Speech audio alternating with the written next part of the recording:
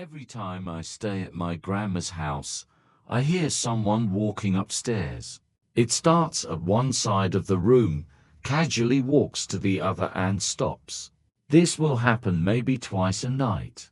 I didn't start hearing it until I was about 14, when my grandparents made me start sleeping in a different room on the first floor because they starting sleeping in separate bedrooms.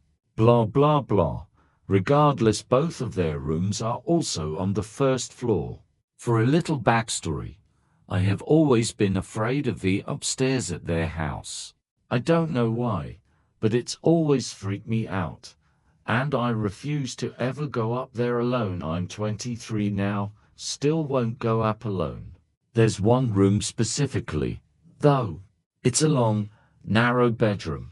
When you open the door, there are closets on your left and right, a bed placed roughly in the middle of the room, and a window on the far side opposite the door.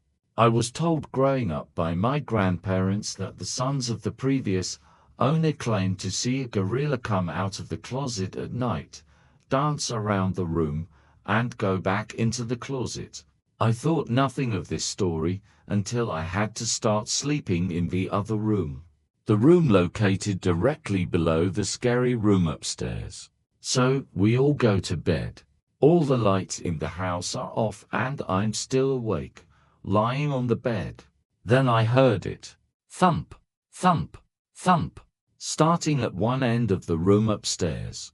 It got closer to me, passed right above me, and continued to the end of the room, where it stopped.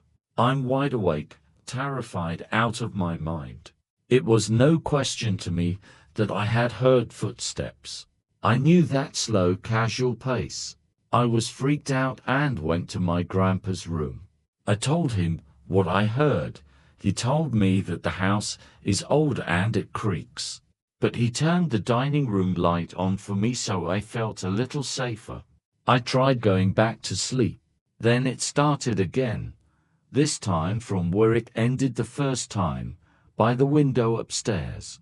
It walks over me again and stops when it reached the door. I thought it was over until 5 seconds later when I heard it coming down the stairs. 1, 2, 3, 4, 5. Silence as it reached the landing.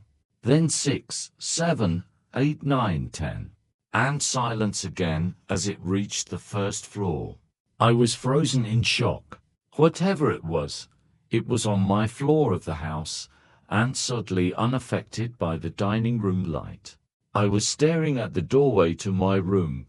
The dining room light was shining in, and my vision began to distort.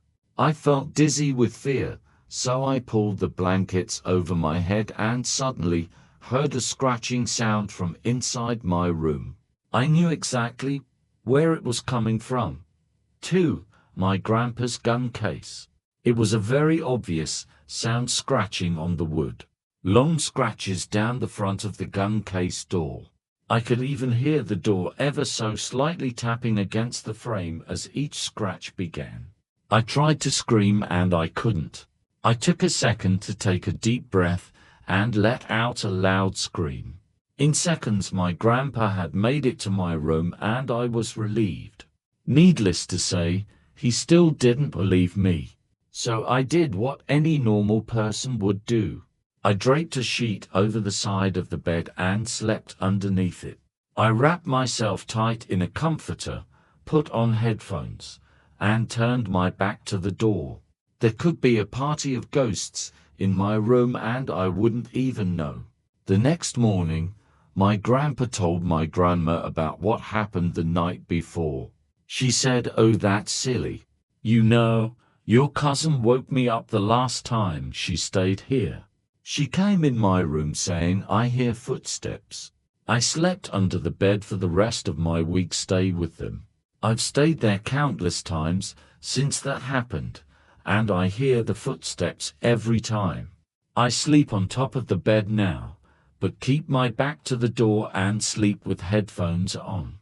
I haven't heard it come down the stairs since that first night. But if it does, I don't want to know."